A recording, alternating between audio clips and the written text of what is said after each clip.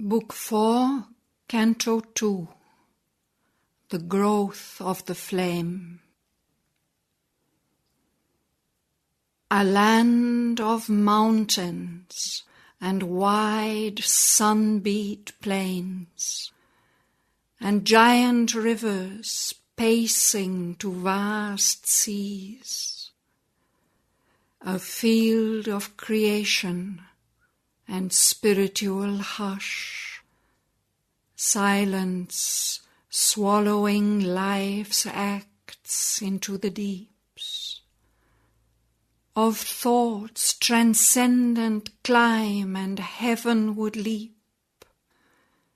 a brooding world of reverie and trance, filled with the mightiest works of God and man, where nature seemed a dream of the divine, and beauty and grace and grandeur had their home, harbored the childhood of the incarnate flame.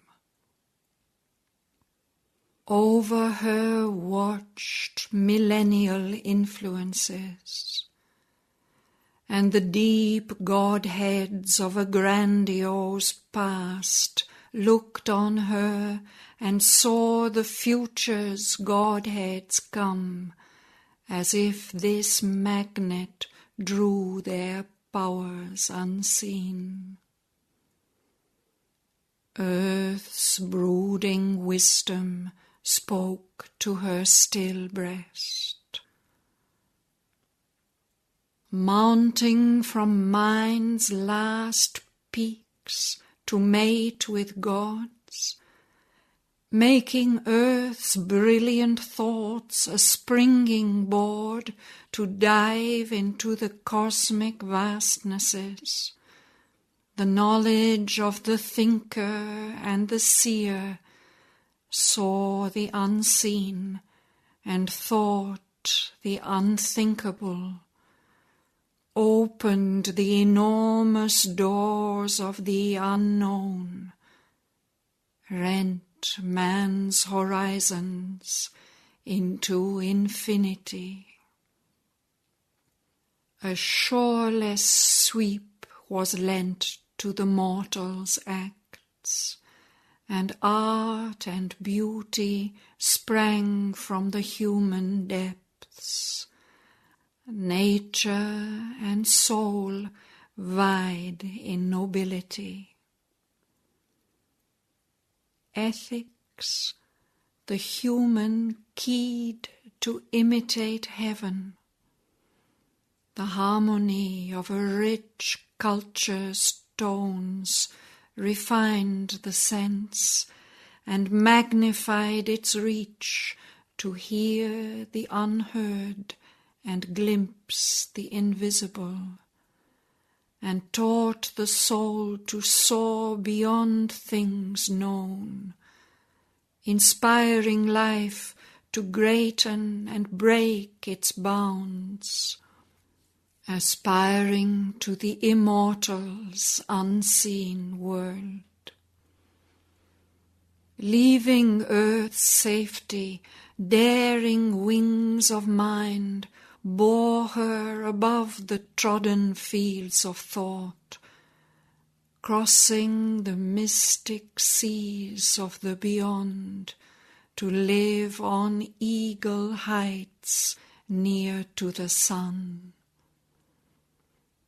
There wisdom sits on her eternal throne. All her life's turns led her to symbol doors, admitting to secret powers that were her kin. Adept of truth, initiate of bliss, a mystic acolyte trained in nature's school, aware of the marvel of created things. She laid the secrecies of her heart's deep muse upon the altar of the wonderful. Her hours were a ritual in a timeless fane. Her acts became gestures of sacrifice.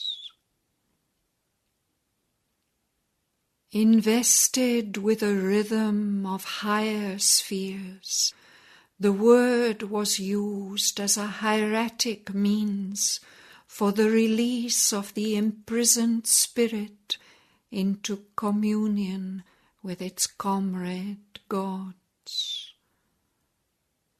Or it helped to beat out new expressive forms of that which labors in the heart of life, some immemorial soul in men and things, seeker of the unknown and the unborn, carrying a light from the ineffable to rend the veil of the last mysteries.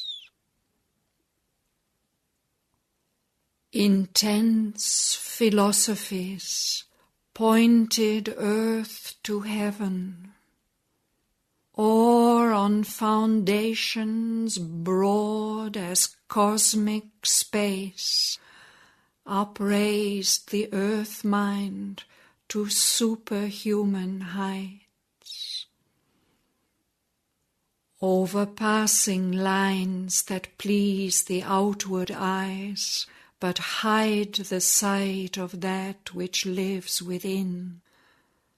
Sculpture and painting concentrated sense upon an inner vision's motionless verge, revealed a figure of the invisible, unveiled all nature's meaning in a form, or caught into a body the divine.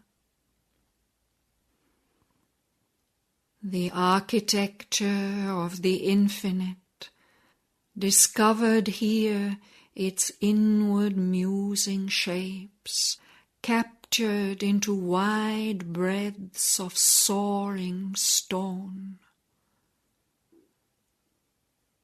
Music brought down celestial yearnings. Song held the merged heart absorbed in rapturous depths, linking the human with the cosmic cry. The world-interpreting movements of the dance molded idea and mood to a rhythmic sway and posture. Crafts minute in subtle lines eternized a swift moment's memory, or showed in a carving sweep, a cup's design, the underlying patterns of the unseen. Poems in largeness cast like moving worlds, and meters surging with the ocean's voice, translated by grandeurs locked in nature's heart, but thrown now into a crowded glory of speech, the beauty and sublimity of her forms, the passion of her moments and her moods, lifting the human word nearer to the gods. Man's eyes could look into the inner realms. His scrutiny discovered numbers' law and organized the motions of the stars, mapped out the visible fashioning of the world, questioned the process of his thoughts or made a theorized diagram of mind and life. These things she took in as her nature's food, but these alone could fill not her wide self. A human seeking, limited by its gains, to her they seemed the great and early steps, hazardous, of a young discovering spirit which saw not yet by its own native light. It tapped the universe with testing knocks, or stretched to find truth, mind's divining rod. There was a growing out to numberless sides, but not the widest seeing of the soul, not yet the vast, direct, immediate touch, nor yet the art and wisdom of the gods. A boundless knowledge, greater than man's thought, a happiness too high for heart and sense, locked in the world and yearning for release, she felt in her. Waiting as yet for form, it asked for objects around which to grow, and nature's strong to bear without recoil the splendor of her native royalty, her greatness and her sweetness and her bliss, her might to possess and her vast power to love. Earth made a stepping stone to conquer heaven. The soul saw beyond heaven's limiting boundaries, met a great light from the unknowable, and dreamed of a transcendent action sphere. Aware of the universal self in all, she turned to living hearts and human forms, her soul's reflections, complements, counterparts, the close outlying portions of her being, divided from her by walls of body and mind, yet to her spirit bound by ties divine. Overcoming invisible hedge and masked defense, and the loneliness that separates soul from soul, she wished to make all one immense embrace, that she might house in it all living things, raised into a splendid point of seeing light, out of division's dense, inconscient cleft, and make them one with God and world and her. Only a few responded to her call. Still fewer felt the screened divinity and strove to mate its Godhead with their own, approaching with some kinship to her heights.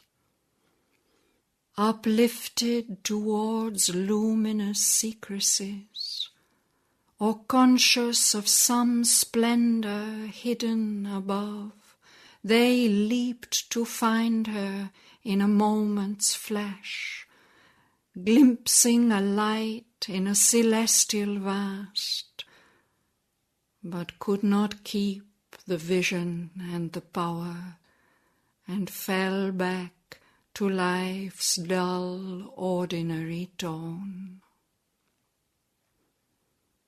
A mind daring heavenly experiment, growing towards some largeness they felt near, testing the unknown's bound with eager touch. They still were prisoned by their human grain. They could not keep up with her tireless step, too small and eager for her large-paced will, too narrow to look with the unborn infinite's gaze. Their nature weary grew of things too great.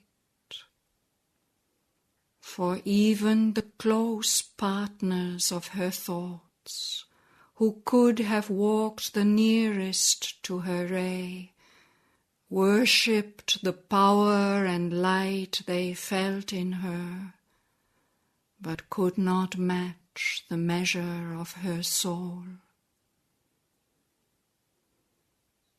A friend, and yet too great wholly to know, she walked in their front towards a greater light, their leader and queen over their hearts and souls, one close to their bosoms, yet divine and far. Admiring and amazed they saw her stride, attempting with a god-like rush and leap heights for their human stature too remote, or with a slow, great, many-sided toil, pushing towards aims they hardly could conceive. Yet, forced to be the satellites of her sun, they moved, unable to forego her light. Desiring, they clutched at her with outstretched hands, or followed stumbling in the paths she made. Or longing with their self of life and flesh, they clung to her for heart's nourishment and support. The rest they could not see in visible light. Vaguely they bore her inner mightiness.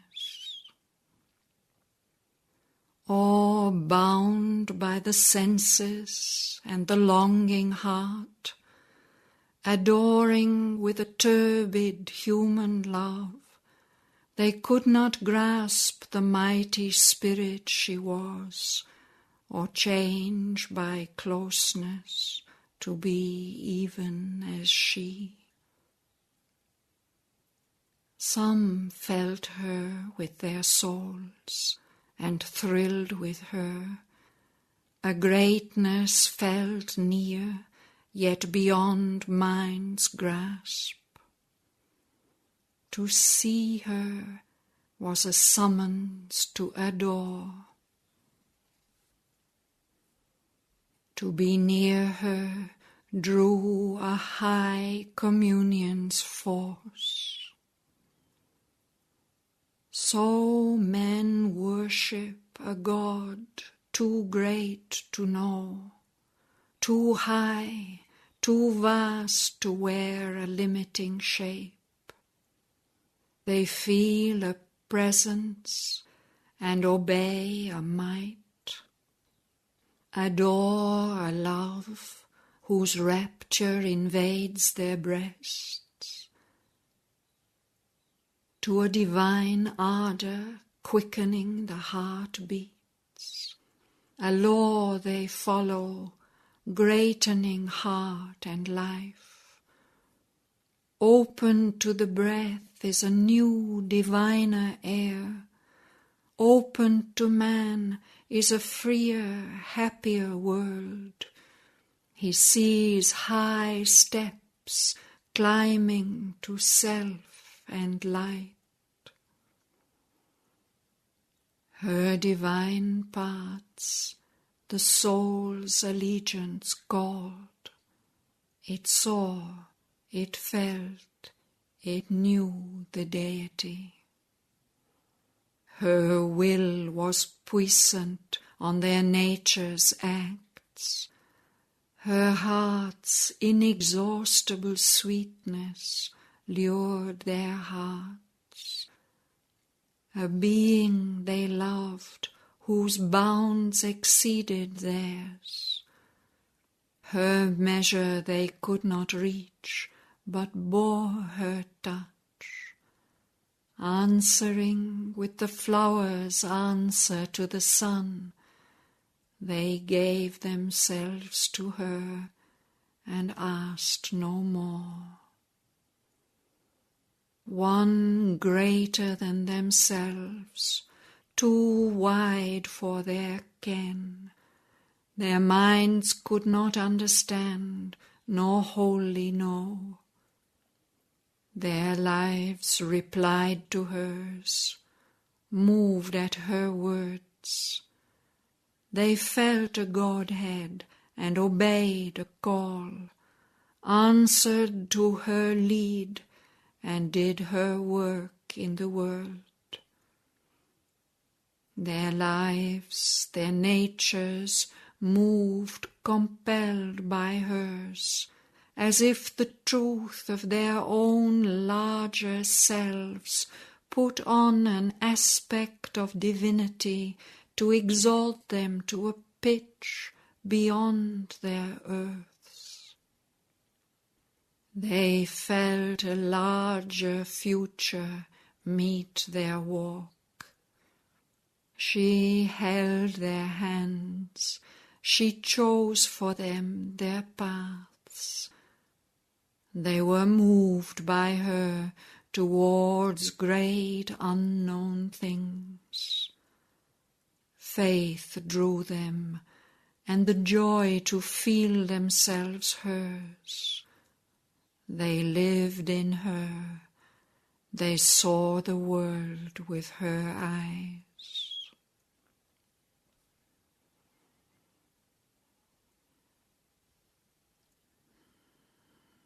Some turned to her against their nature's bent, divided between wonder and revolt, drawn by her charm and mastered by her will, possessed by her, her striving to possess, impatient subjects, their tied, longing hearts, hugging the bonds close of which they most complained, murmured at a yoke they would have wept to lose, the splendid yoke of her beauty and her love. Others pursued her with life's blind desires, and claiming all of her as their lonely own, hastened to engross her sweetness meant for all. As earth claims light for its lone separate need, demanding her for their sole jealous clasp, they asked from her movements bounded like their own, and to their smallness craved a like response. Or they repined that she surpassed their grip, and hoped to bind her close with longing's cords. or finding her touch desired too strong to bear, they blamed her for a tyranny they loved, shrank into themselves as from too bright a sun, yet hankered for the splendour they refused. Angrily enamoured of her sweet, passionate ray, the weakness of their earth could hardly bear. They longed, but cried out at the touch desired, inapt to meet divinity so close, intolerant of a force they could not house. Some, drawn unwillingly by her divine sway, endured it like a sweet but alien spell. Unable to mount to levels too sublime, they yearn to draw her down to their own earth, or forced to centre round her their passionate lives. They hoped to bind to their hearts' human needs her glory and grace that had enslaved their souls.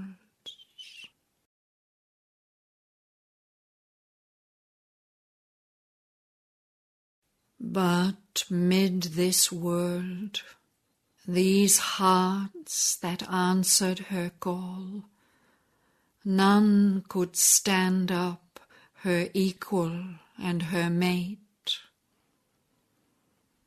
In vain she stooped to equal them with her heights. Too pure that air was for small souls to breathe. These comrade selves to raise to her own wide breadths her heart desired, and fill with her own power, that a diviner force might enter life, a breath of Godhead greaten human time. Although she leaned down to their littleness, covering their lives with her strong, passionate hands, and knew by sympathy their needs and wants, and dived in the shallow wave depths of their lives, and met and shared their heartbeats of grief and joy, and bent to heal their sorrow and their pride, lavishing the might that was hers on her lone peak, to lift to it their aspirations' cry. And though she drew their souls into her vast, and surrounded with the silence of her deeps, and held as the great mother holds her own, only her earthly surface bore their charge, and mixed its fire with their mortality. Her greater self lived soul unclaimed within. Oftener in dumb nature's stir and peace, a nearness she could feel serenely won. The force in her drew earth's subhuman broods, and to her spirit's large and free delight she joined the ardent-hued, magnificent lives of animal and bird and flower and tree. They answered to her with the simple heart. In man a dim, disturbing somewhat lives. It knows but turns away from divine light, preferring the dark ignorance of the fall. Among the many who came drawn to her, nowhere she found her partner of high tasks, the comrade of her soul, her other self, who was made with her like God and nature, one. Some near approached, were touched, caught fire, then failed. Too great was her demand, too pure her force. Thus lighting earth around her like a sun, yet in her inmost sky an orb aloof, a distance severed her from those most close. Puissant, apart her soul, as the gods live.